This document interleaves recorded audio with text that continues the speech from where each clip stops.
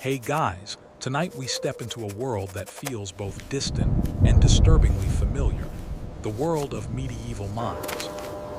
We're about to travel back to a time when emotions weren't chemical reactions but cosmic imbalances. Where sorrow wasn't soothed, it was exorcised. And anxiety, that was either the work of the moon or the devil himself. Did you see his Now, face? dim They the say the lights, king himself settle in, suspects and let's treason. descend together into the Untouched, strange just and as the shadowed rumors realm of foretold. mental health in the Middle Ages. Back in the deep stretch of European history we call the medieval period, long before the age of psychology or Prozac, people lived inside a vastly different framework of understanding. Emotions, moods, the subtle shifts of the human spirit, these weren't treated as mysteries of the brain, but rather as echoes of imbalance in the body. And not just any imbalance. It was all about the humors. This wasn't metaphorical. It wasn't about being in a bad mood because you hadn't slept. No, this was science, or what passed for it. The four humors: blood, black bile, yellow bile, and phlegm. First suggested by ancient Greek physicians like Hippocrates and later embellished by Galen. The theory had long outlived its expiration date. By the time medieval doctors were holding their scented handkerchiefs to your face and asking if your breath smelled too warm. Blood was associated with liveliness and optimism. Too much of it and you'd be bouncing off the walls, what we might now call manic. The treatment? Simple: leeches or a knife. Because obviously, the best way to rebalance the soul was by draining it from the body. Yellow bile made you irritable, impulsive, and prone to fits of rage, a useful quality in battle, not so much at your daughter's wedding. Black bile was linked with melancholy, the precursor to what we now understand as clinical depression. But instead of therapy or time off, the prescription was purging and prayer. Phlegm made you slow, passive, maybe even dull, perhaps tired, or perhaps just enduring life in medieval Europe. The practice of bloodletting was the crown jewel of this approach, a ritualistic draining of vitality that physicians swore by. Feeling anxious, your veins must be too full of energy. Feeling tearful for no reason, clearly your spleen's been acting up, and if bloodletting didn't bring relief, well, there were always laxatives. Because of course, the seat of all sorrow was the bowels. Medical professionals of the time, and let's use the term professional generously, often diagnosed patients through a curious set of inquiries and inspections. They might sniff your breath like a suspicious dog. They might scrutinize your urine for signs from the stars. Some believed the eyes could reveal not just illness, but spiritual decay. Others asked pressing questions like, "Do you feel dry?" Or "Are you more damp than usual today?" To be diagnosed as too moist was not an unusual occurrence. In fact, it was tragically common. Behind all this was a deeper assumption, that health wasn't just physical, it was spiritual, celestial, and moral. Your emotional turmoil wasn't a private struggle. It was a disturbance in the cosmic order. And if all else failed, if your humors weren't to blame and your breath didn't smell off, there was always another suspect: the moon. You see, the medieval mind was haunted by the heavens. The night sky wasn't empty space. It was a stage for divine and diabolical forces. The moon, in particular, held a special power. It wasn't just a glowing orb in the sky. It was a manipulator of moods, a whisper to minds on the brink. The word lunatic didn't come from nowhere, it came from luna, Latin for moon. And in those nights when the moon grew full and bright, many believed it could send the brain tumbling into chaos, like a cart with broken wheels. Doctors warned of moonlight soaking into the soul. Philosophers mused on lunar rhythms shaping human passions. And when a villager began screaming at shadows or conversing too intimately with his soup, the local explanation was often lunar. The full moon was not simply beautiful, it was dangerous. So prevalent was this belief that some communities restrained the moonstruck, not out of cruelty, but out of a genuine desire to protect them from their own celestial affliction. Epilepsy, insomnia, hallucinations. They were all pinned on that shimmering guardian of the night. And if your sheep bleated strangely, or your dog began howling at invisible foes, the answer wasn't madness. It was moonlight. Of course, these ideas were all mingled with the era's version of science, namely astrology. Doctors consulted star charts as readily as they sniffed herbs. Saturn in the wrong house could send your mind into spiral. Venus aligned with Mars. Expect irrational behavior. Treatments for mental anguish were prescribed not just with herbs but with horoscopes. Because sometimes you weren't broken, the planets were. Yet in the midst of all this moonlit superstition and bleeding bowls, there was another pillar of mental health, a place where people went not for science, but for salvation: the church. If your mind began to fray in the Middle Ages, if your soul ached or your thoughts turned heavy and dark, you didn't seek out a doctor, at least not first. You went to the priest. For in that world, where illness was not merely physical but spiritual, madness was rarely seen as a medical condition. It was a moral crisis, a disturbance not just of the mind but of the soul. And who better to mend the soul than the church? The medieval church was more than a religious institution. It was the heart of society, the keeper of truth, the voice of moral order. And so, when someone wept uncontrollably, when they muttered to themselves in corners or failed to rise from bed for days on end, the conclusion wasn't mental disorder. It was spiritual corruption. Perhaps they had sinned.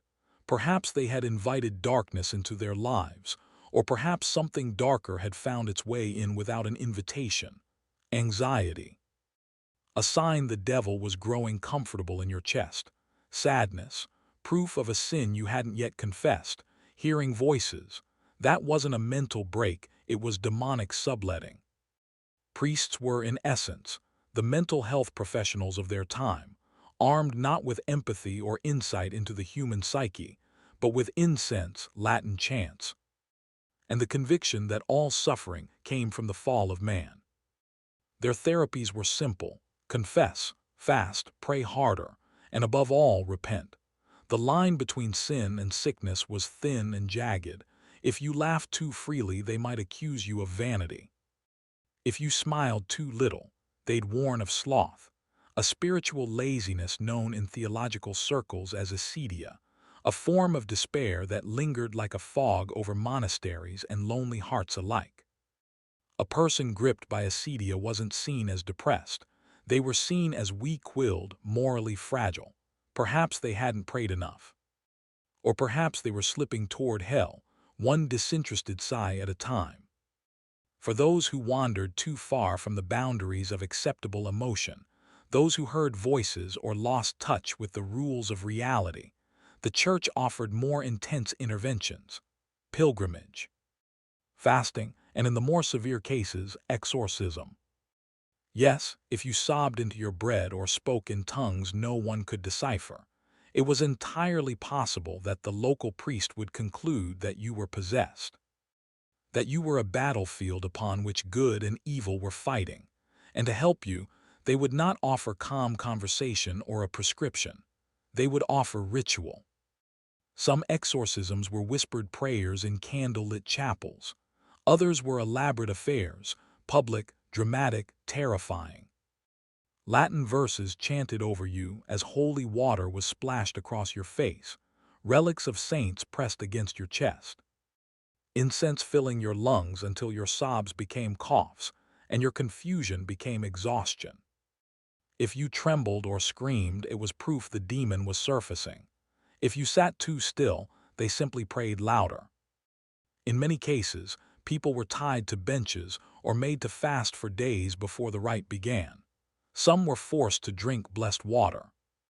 Others had frankincense smoked near their ears in hopes of driving out the darkness hidden within. It was brutal, it was theatrical, and it was seen as salvation. But not everyone who suffered from mental distress was subject to such extremes. Some were simply locked away. In monasteries or churches, small cells, stone rooms with one window, no lock on the inside and barely enough space to lie down, were set aside for those whose minds had slipped from the path. They were not called patients. They were seen as spiritually ill, perhaps even contagious, though not in the medical sense. Their despair, it was believed, might spread like mold, corrupting the piety of others. So they were kept apart, for their sake and for everyone else's. Food was slid through narrow openings. Conversation, if any, came in the form of psalms read through the door. Sometimes, monks sat and chanted nearby, as if the rhythm of their voices might reach the one suffering on the other side. It was a form of isolation that masqueraded as mercy.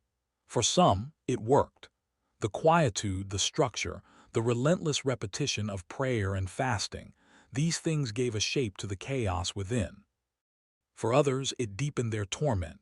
Not all locked cells were within churches. A few early asylums began to emerge by the late medieval period, especially in parts of the Islamic world and in European cities like London and Paris. But these weren't places of treatment. They were places of containment, shelter without support, walls without healing. Yet despite this grim picture, there were glimmers of something gentler. In many communities, those who suffered in visible ways, who muttered to themselves in the streets, who gestured to unseen forces, who wept during feasts and laughed during funerals, were not always condemned.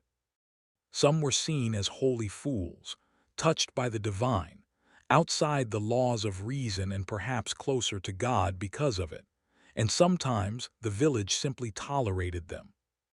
Not out of compassion necessarily, but out of habit. The madman at the well, the woman who sang to the trees, the boy who sat too long in silence. They were eccentric, not dangerous. Strange, but sacred. They were the weathered edge of a society that didn't understand mental illness but, in rare moments, managed to live alongside it anyway. Beyond the stone churches and echoing chants, outside the reach of robed priests and their iron-bound theology, there lived another kind of healer. She might have been an older woman, her hands stained with soil and tincture, her cottage thick with the scent of drying herbs. She may have kept a cat, a dog, or a pair of goats. She rarely spoke in Latin, but understood people far better than many of those who did. She was the herbalist. Known in some corners as wise women, or cunning folk, these figures hovered on the edge of society's acceptance. Neither fully sanctioned by the church nor entirely rejected, they served a critical role in their communities.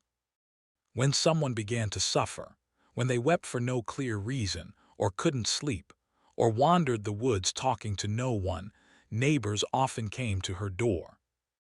Unlike the physicians of the time, she didn't begin with humors. She began with listening. She would offer tea, not confession. Her questions weren't theological riddles or astrological puzzles. They were rooted in lived experience. When did this begin? Are you eating? Has someone in the household changed? Is your husband cruel, your neighbor jealous, your child lost? The treatment wasn't a ritual. It was a recipe, a simmering mixture of herbs and warmth, touch and time, lavender and valerian to soothe the shaking mind, chamomile and balm for those who trembled through their sleep. If the sorrow ran deep, she might reach for St. John's wort or a poppy infusion so strong it blurred the edges of memory for a while. Some mixtures sedated, others stirred. Sometimes she prescribed silence, sometimes company. Often the healing came not just from the herbs, but from the act itself, from the knowledge that someone saw your suffering, named it, and said it could be mended. Of course, these herbalists were not immune to suspicion. In a world where every unexplained illness was the work of spirits, where theology eclipsed biology, women who healed without invoking saints or scripture were unsettling. They were watched, whispered about. And when the church felt threatened, when a wise woman's popularity grew too large, when she cured someone too quickly or questioned a priest too boldly, accusations of witchcraft were never far behind. Some were burned, some were banished, but many simply endured, continuing their quiet work at the edges of the village, offering whatever comfort they could to those who had nowhere else to turn. And in truth, for many, they were the only option. Compared to being tied to a church bench for an exorcism, or locked inside a monastery cell with nothing but cold porridge and guilt for company. A cup of steaming herbs and a warm conversation was nothing short of miraculous. Herbalists didn't promise salvation. They didn't pretend to banish demons, but they offered relief, however temporary, from the crushing weight of unspoken pain. They made suffering feel less cursed, less divine, and more human. Sometimes they even said the most heretical thing of all: you are not broken, you are tired, and that can be helped. It was not science, not yet, but it was a beginning. If herbalists offered comfort and the church provided ritual, then the wider world of medieval medicine responded to mental suffering with something else entirely: improvisation. For in the absence of neuroscience and psychology, where demons and moonlight carried the blame, physicians and folk healers turned instead to the surreal. Logic gave way to tradition. Desperation invited creativity. And the result was a catalog of treatments so strange, they read today like the fever dreams of alchemists. Let's begin with one of the more memorable methods: the dead owl. In some regions, it was believed that if you were overcome by melancholy or plagued by excessive thoughts, what we might now call depression or racing anxiety, the solution was to tie a dead owl to your head. Yes, really. The bird, a symbol of wisdom, was thought to draw the disorder from your mind, absorbing your confusion like a feathered sponge. In reality, it absorbed flies, but no matter. The theory held that proximity to the owl's corpse might balance your mind. It rarely did. Then there were gemstones. Physicians in certain noble courts, those with access to wealth and very little medical training, recommended powdered emeralds to cure nervous conditions. Real emeralds, crushed into dust and either smeared on the chest or swallowed in minute quantities. The brilliance of the jewel, they claimed, calmed the spirit. In practice, it mostly just poisoned the patient and emptied the family's coin purse.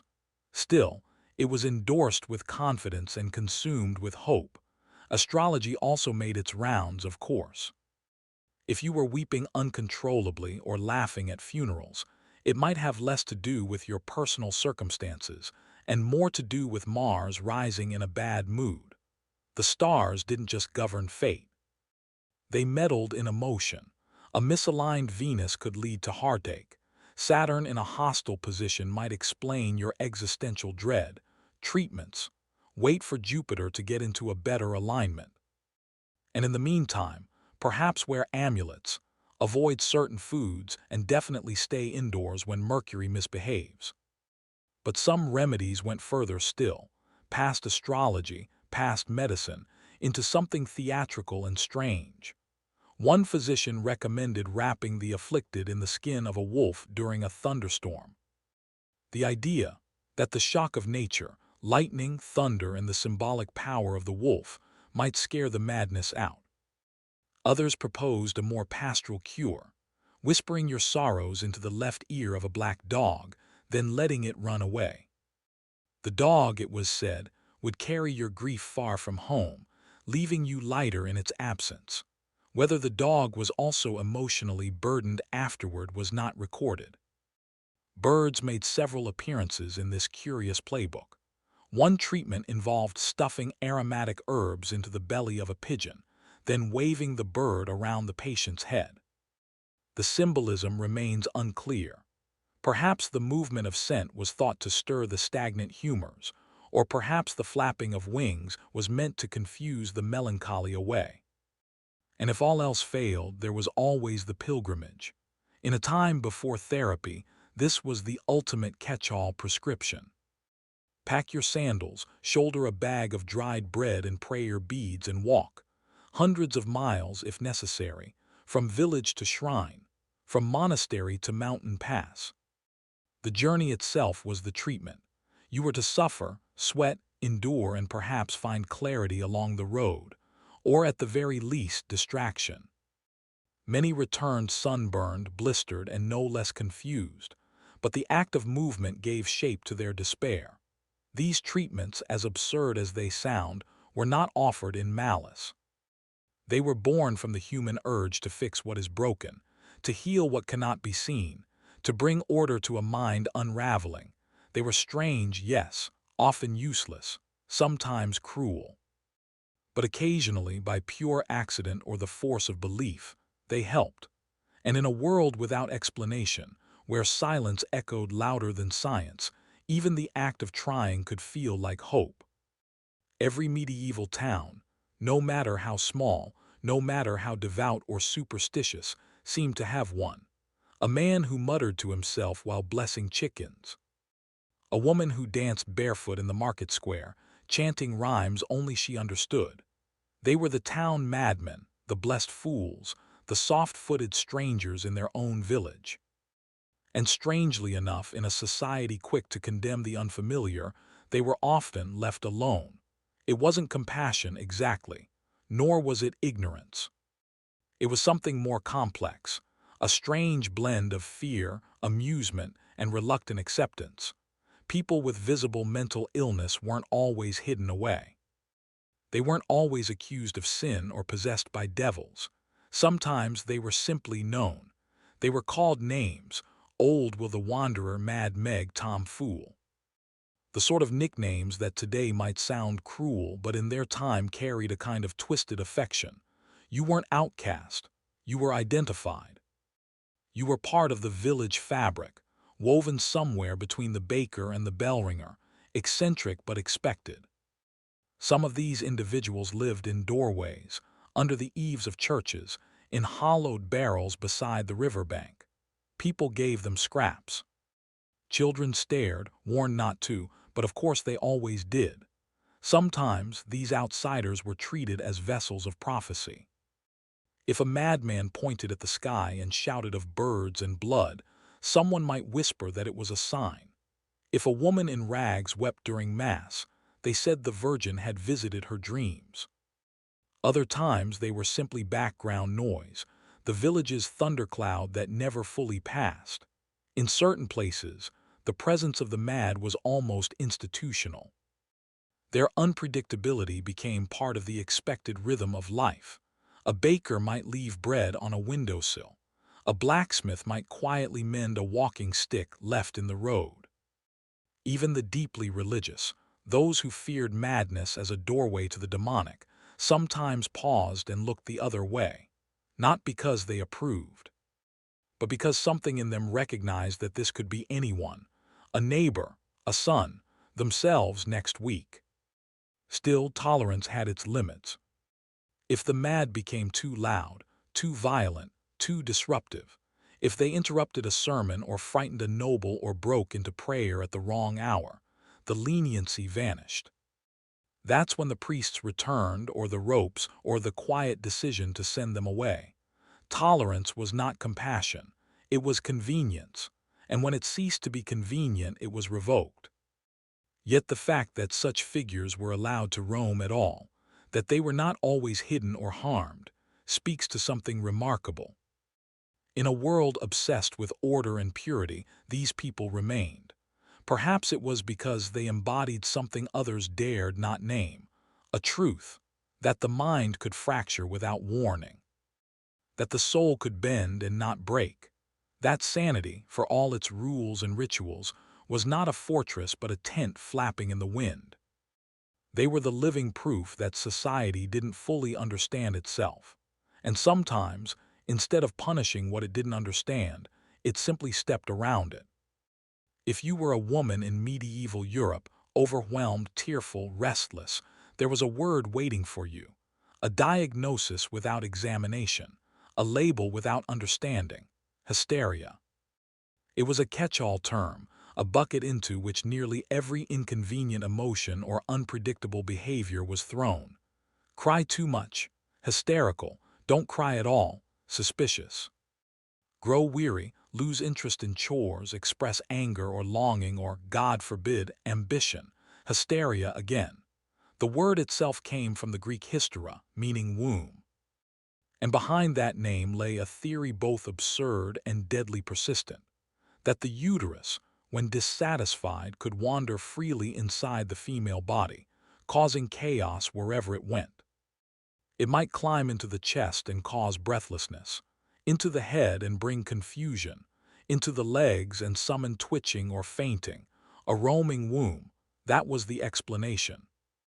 The symptoms of hysteria were vast and vague. Sighing, trembling, forgetfulness, emotional outbursts, even thinking too much. Yes, one actual source described excess thought as a female illness. Because thinking too deeply, they reasoned, was clearly hazardous to a woman's well-being. Treatments varied by class, location, and the attitude of the local authority. A priest might recommend fasting and more prayer.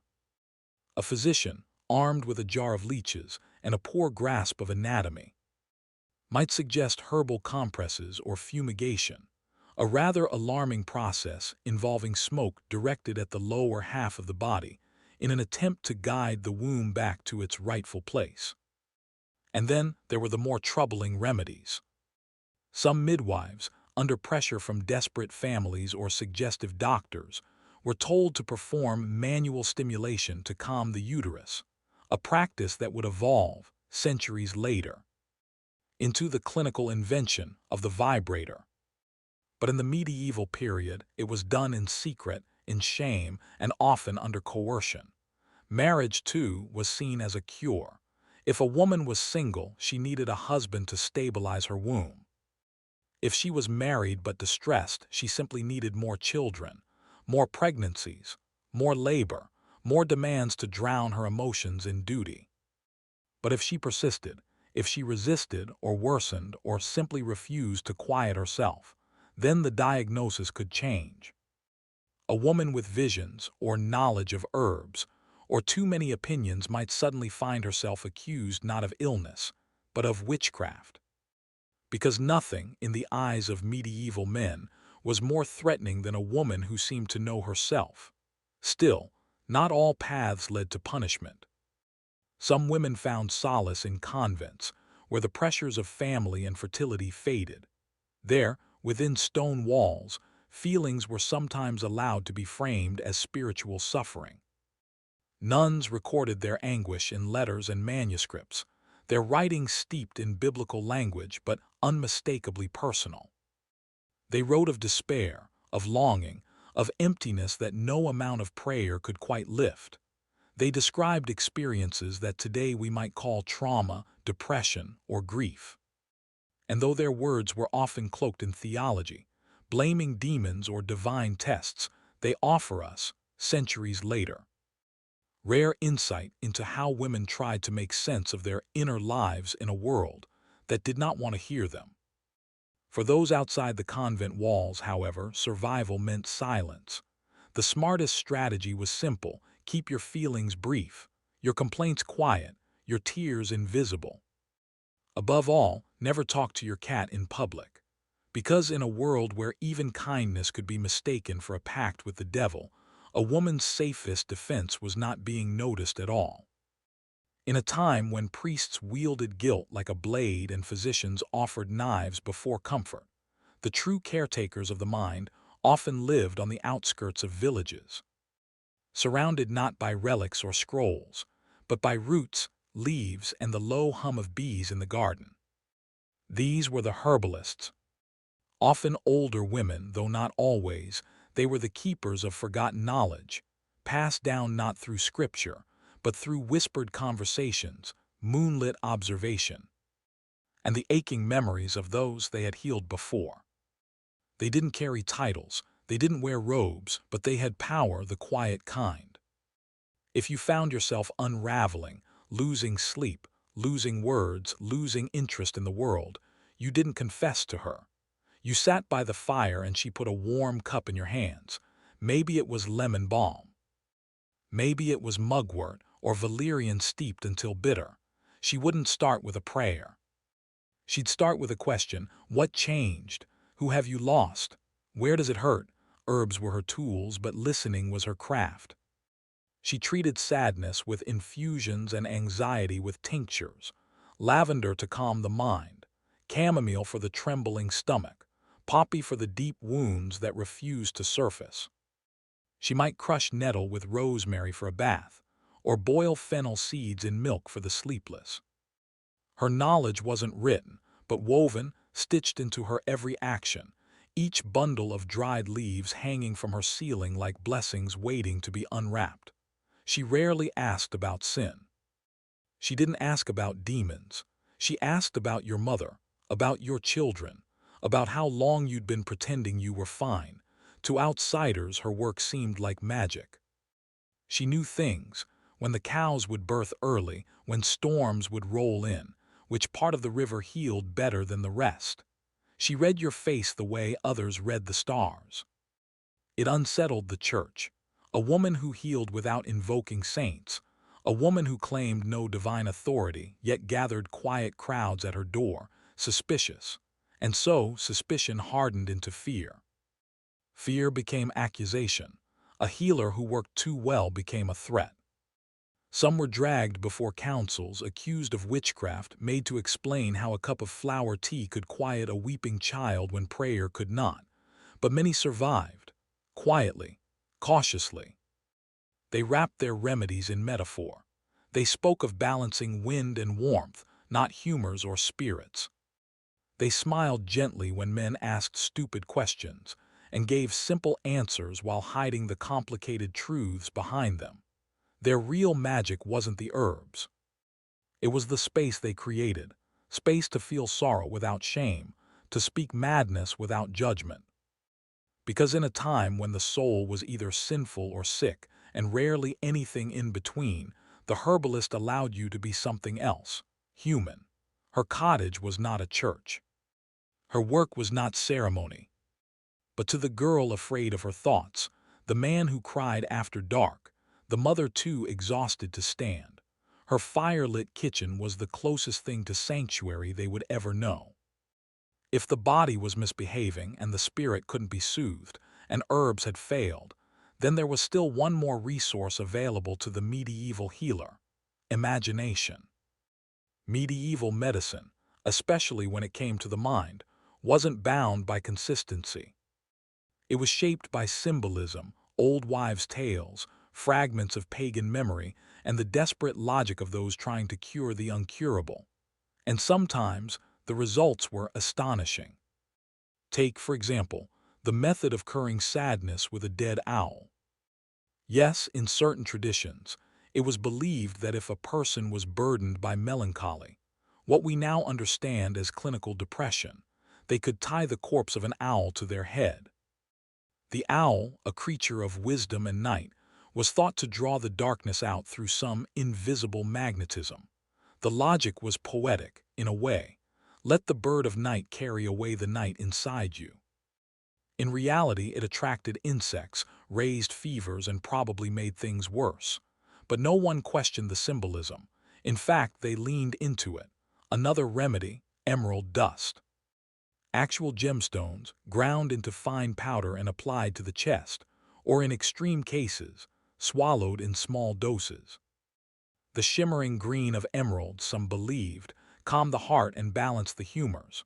Of course, the digestive system disagreed. Many a nobleman paid dearly for this glittering placebo, both in coin and in colic. And then came the planetary cures. Mental anguish might not be your fault at all, said the more celestial-minded physicians. It could simply be bad timing, Mars in retrograde, Saturn glowering from its high seat in the sky. Emotional unrest wasn't a failure of the soul, it was an astrological mishap. The remedy: wait, perhaps wear protective charms or avoid certain colors. Or, in some cases, whisper your worries to a river under starlight and wait for Venus to realign. The more creative the healer, the more peculiar the prescriptions. One manual advised wrapping the patient in wolfskin during a thunderstorm to frighten the madness away. Another suggested capturing a pigeon, stuffing it with aromatic herbs, and waving it around the head of the afflicted. Why? Perhaps to overwhelm the senses. perhaps just to try something, anything, that hadn't yet failed. In one curious case, a physician instructed his patient to whisper their sorrow into the left ear of a black dog, then release the animal into the woods. The dog, it was said, would carry the burden away. There's something heartbreakingly beautiful in the idea. That pain could be given form, that it could be passed on to a creature loyal enough to bear it in silence. And then always there was the great fallback, pilgrimage. When no cure could be found, the answer was to walk, across fields, forests, mountains, toward some distant holy site. You packed bread, wrapped your feet in cloth, and left your familiar life behind, hoping the rhythm of your steps might reorder your thoughts. That distance could become medicine. That suffering would find purpose. That faith, however faint, would meet you on the road. It was less a cure than a gamble, but in a world without explanations, hope itself was often the prescription. These strange rituals and remedies, some absurd, some gentle, some almost poetic, tell us something crucial about the people who used them. They were trying. They were afraid. They were grasping in the dark. But above all, they believed that pain had meaning, that madness could be soothed if not understood. And so they filled the silence with stories and the gaps in knowledge with rituals. Because in the absence of science, humanity does not stop seeking answers. It simply makes them up in the most creative ways it can. In the long, mud-slicked centuries of the Middle Ages, laughter was never just laughter. It was a risk, a signal, a sin. Because while we might think of the medieval world as a place starved of joy, plagued by hunger, war, and sermons, it wasn't entirely humorless. People laughed. Of course they did. At feasts, at farts, at the town fool chasing a goose with a bucket on his head. But joy, true, visceral, belly-aching joy, was treated with suspicion, especially in public. For the church, laughter wasn't proof of lightness. It was a red flag. Theologians, especially those of a more serious bent, which was most of them, believed laughter could unhinge the soul, that it opened the door to disorder, that it stripped the mind of reason and the body of dignity. Laughter, they warned, could summon pride, encourage mockery, stir lust, or shake loose the self-control so essential to Christian virtue. It wasn't that smiling was banned, but unrestrained laughter, especially among women, was often framed as vanity, or worse, as possession. Thomas Aquinas, the revered scholar of his time, advised that laughter should be measured. Moderate, controlled, the kind of chuckle one might offer politely at a dry joke from a bishop. Anything more, dangerous, inappropriate, perhaps even demonic. Women were judged more harshly still. A man who laughed too much might be scolded. A woman, watched. For a woman to laugh was to be out of control, and a woman out of control in medieval Europe was already halfway to being labeled a witch. A woman who laughed too loudly or at the wrong time or too often was thought to be masking something, desire, deceit, or something darker. And if she laughed at nothing at all, she might not be mad. She might be cursed. In some monastic orders, novices were forbidden from laughing altogether. During meals, during prayer, even during labor, joy, they were told, must be internal, silent. Smiles were permitted if faint. But laughter, that glorious, involuntary rebellion of the body, was to be disciplined out of existence. Even the laughter of the mentally ill was interpreted as a symptom. If someone laughed during a funeral, or while milking a goat, or while staring into the sun, it wasn't considered eccentric. It was considered possessed. Demonic glee. The devil inside, delighted with his work. Involuntary giggling, a sign that something had taken root in the soul and was shaking it loose from within. And yet laughter persisted. It slipped through the cracks of cathedral walls. It echoed in taverns. It danced through May festivals, rang out during carnivals, and lived in the sharp jokes of peasants mocking lords when their backs were turned. Humor survived not because it was permitted but because it was needed. A world of plagues and penance had to make room for joy, even if only in secret. A spilled jug, a crooked dance, a clever jest at a drunk monk's expense. These were acts of survival, resistance, defiance against the weight of a life measured in suffering and silence. But even then, joy had to tread carefully. Because in the medieval mind, joy, like madness, could be contagious. It could spread. It could stir unrest. And anything that disrupted the order of the soul or the order of the village was viewed as a threat. So laughter was tolerated but not trusted. It lived in shadows, danced in the margins, and reminded everyone, especially the very serious people in charge, that the soul, even under pressure, sometimes refused to behave. In today's world, speaking to your pet is charming, eccentric perhaps, endearing. But in medieval Europe it was something else entirely. It was suspicious. Medieval society had strict rules about conversation, about who you were allowed to talk to and what kinds of replies you were permitted to hear. People, fine; priests, better; saints, acceptable if you were holy enough. But animals, spirits, voices no one else could hear, that was different, that was dangerous. Let's start with animals. Cats were already skating on thin ice. They were useful, certainly. They kept the rat population in check and prowled around barns like they owned the place. But they also slinked through legend and superstition like omens in fur. Cats didn't obey, they didn't kneel, and worst of all, they didn't go to church.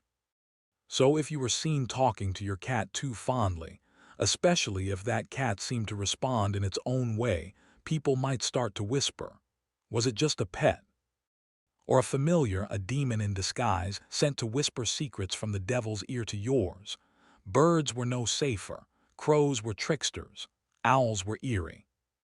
And if someone claimed that a bird had spoken to them, had revealed a secret, or had simply looked them in the eye with too much intelligence, it wasn't charming, it was heresy. Even dogs, the most loyal of companions, could become suspect, especially if they appeared in dreams, wore robes in visions, or quoted scripture. Then there were the angels. According to church doctrine, angels were everywhere, watching, guiding, recording, occasionally whispering warnings during storms. If you claimed to have seen one, you might be sainted, or you might be locked up. It all depended on your timing, your class, and your ability to sound vaguely poetic when describing your vision. A nun who saw angels during meditation, possibly holy. A farmer's daughter who spoke with shining men in the trees, possibly mad, or worse. And if you were neither nun nor noble, but claimed regular visitations from celestial beings, that was a very narrow ledge to stand on. Fall one way, and you were blessed. Fall the other, and you were blasphemous. Then came the invisible friends. Children were mostly forgiven. A toddler talking to the wall might be laughed at or indulged. But an adult, a grown man who claimed to receive instructions from unseen voices, a woman who said the spirits of the woods had given her advice. There were only three conclusions. They were lying, they were possessed, or they were soon to be interrogated by the local bishop. There were exceptions, of course.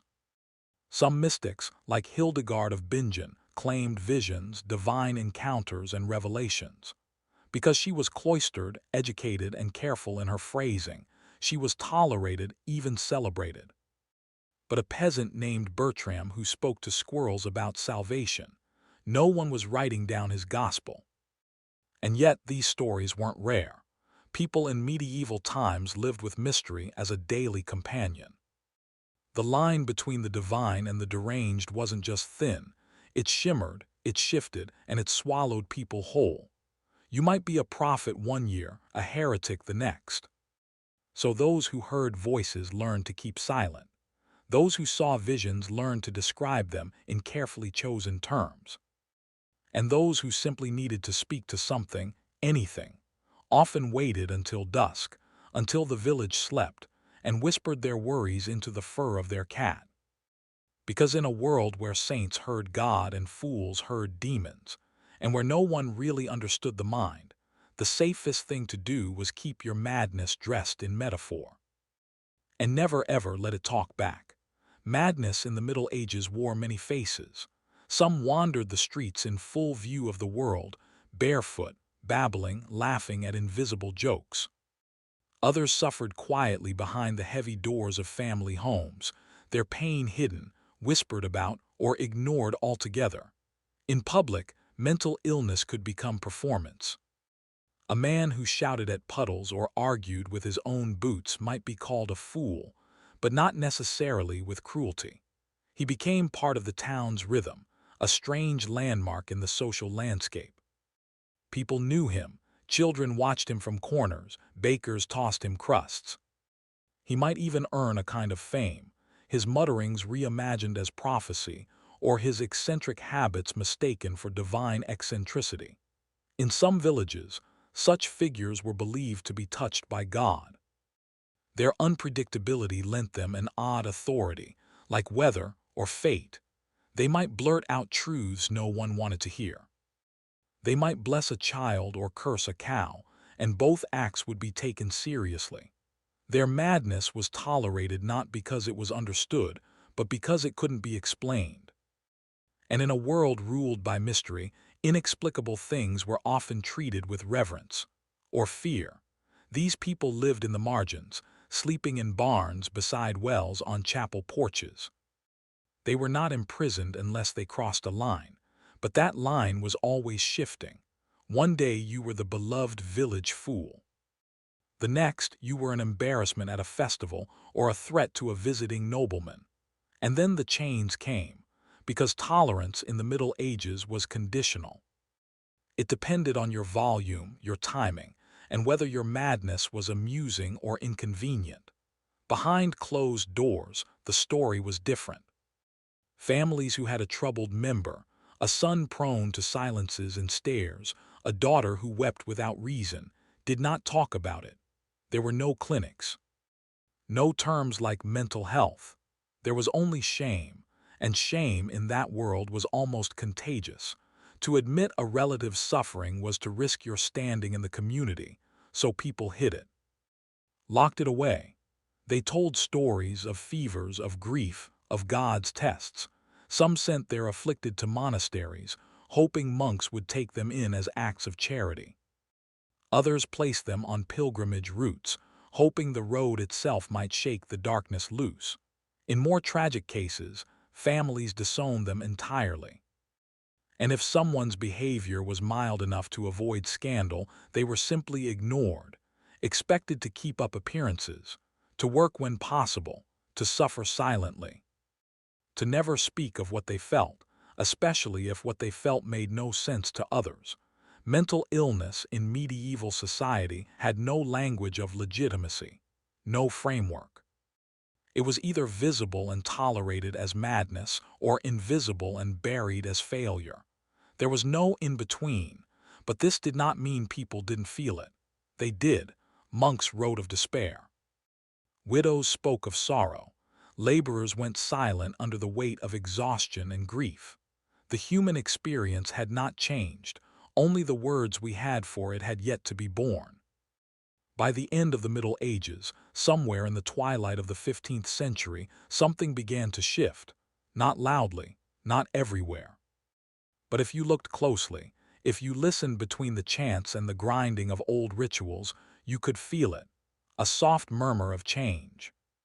For centuries, madness had been framed as a moral failing, a spiritual punishment, or a cosmic accident. But slowly, new voices emerged, voices that dared to suggest something else. That the mind could suffer, that the soul could hurt, and that not all torment came from demons or disobedience. It began in part with books. In the libraries of Spain, Sicily, and the wider Islamic world, scholars had preserved texts the Latin West had nearly lost, works of ancient Greek medicine and philosophy. Translated and studied, these writings began to drift back into European thought, carried by merchants, monks, and physicians. Thinkers like Hippocrates, long forgotten or misrepresented, returned to the stage, and with them came an idea once dismissed, That madness might be caused not by sin, but by imbalance. Imbalance of the body, of the mind, of forces unseen but not necessarily evil. Physicians, still deeply limited in their tools but curious, began to write of melancholy and mania in more secular terms. Fewer biblical quotes, more anatomy. They spoke of cold and heat, of digestion and fatigue. The treatments were still crude, leeches and herbs and restrictive diets, but at least they were trying to understand. And alongside them, a new model of care emerged, tentative, imperfect, but different. In cities like Valencia and Cairo, early hospitals began separating patients with mental disturbances from the general wards, not to isolate them out of fear, but to tend to them. Some of these institutions even offered gardens, music, conversation, a place not of punishment but of peace. It was revolutionary, not widespread, not perfect, but revolutionary. And then came the printing press. Words, once locked behind monastery walls, began to spill into the streets. Ideas about the human mind, its illnesses, its vulnerabilities, its contradictions, spread faster than ever before. People began to read, to question, to think of madness not as a divine curse but as something natural. Painful, yes, but not necessarily shameful. Of course, not all embraced this. The church still cast long shadows. The old fears remained, and for every monk who fasted beside a patient in solidarity, there was another who reached for holy water before hope. But the groundwork was laid. By the time the Renaissance bloomed, the conversation around mental illness had begun its slow, painful evolution. No longer only sin, no longer only spectacle, but something in between. Something human. The mad were still feared, still locked away, still misunderstood, but now at least they were beginning, just beginning to be seen. To the outside world, nobility in the Middle Ages and later, the Renaissance seemed untouchable. Wrapped in fur-lined cloaks, trailed by servants, they floated through perfumed halls like living portraits. Their faces, powdered and composed, reflected power. Their posture projected control. But behind all that elegance was the pressure. Immense, constant, crippling.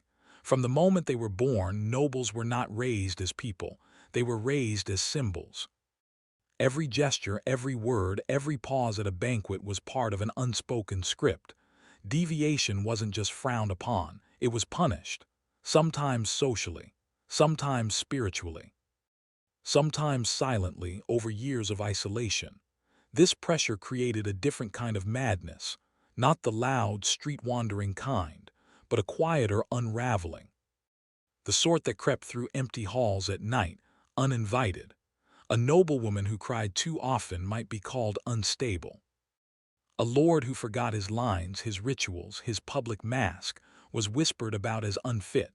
There was no room for breakdowns in court, no space for sorrow at Versailles.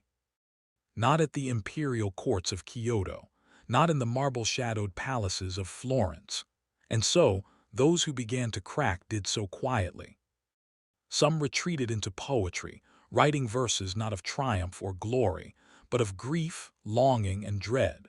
Their lines hinted at things no one dared say aloud, that they were exhausted, that the crown felt like iron, that the corridors were haunted not by ghosts but by the echoes of expectations. Others turned to faith, not the triumphant kind but a desperate clinging. As they aged, many nobles grew more devout, not from spiritual revelation but from fear. They had sinned, they had indulged, they had played their roles too well. Now the afterlife loomed, and they searched for absolution with the same intensity they once reserved for courtly performance. And then there were the quiet rebels. Some nobles, especially women, found subtle ways to push back. A duchess who chose solitude over hosting. A courtier who favored black when color was expected. A nobleman who vanished to the countryside for illness but remained there, years later, reading philosophy and refusing invitations. These were not grand revolutions, but they were acts of survival. Because beneath the velvet and veneer, noble life was a gilded trap. You were expected to smile while your world frayed, to dance while your mind unraveled, to carry a name heavier than your own heart. And when it became too much, when the weight of lineage, expectation, and silence finally broke through, there was nowhere to fall. No net, just shame. Or exile, or a slow, sanctioned disappearance. The madness of nobles wasn't theatrical, it was well-dressed. It bowed at the right times, it remembered the script, until one day it didn't. If madness in the village was tolerated, even expected, then madness in the palace was a crisis. Nobles weren't allowed to unravel, not publicly, not even privately. Their lives were performances, long, exhausting, intricate plays where the audience never left and the stage lights never dimmed. And beneath the glittering chandeliers and carefully rehearsed courtesies, something festered. Emotion. Real emotion, raw, unfiltered, and overwhelming, was seen not as humanity but as weakness. A nobleman could command an army, negotiate with kings, or orchestrate a marriage alliance across continents. But he could not cry, not without consequence. A noblewoman could wear jewels worth kingdoms, host salons that bent politics with a glance, but if she showed grief too openly, she was suspected of instability. So they hid it. Joy was rationed. Grief was swallowed. Fear was dressed up as fasting. Rage became poetry and sadness became silence.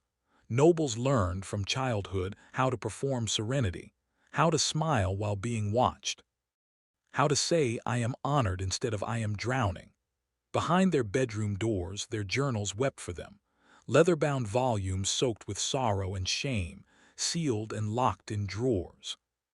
The only place they could admit the truth, that they were afraid, that they were suffocating, that their privilege had become a kind of trap. Sometimes the pressure burst through the mask. A noblewoman who refused to leave her room, a young heir who screamed at dinner, a baroness who laughed during a funeral, then didn't stop. These moments were not understood as trauma or illness or collapse. They were scandal, and scandal had rules. If a noble broke down in public, the first step was not help, it was removal.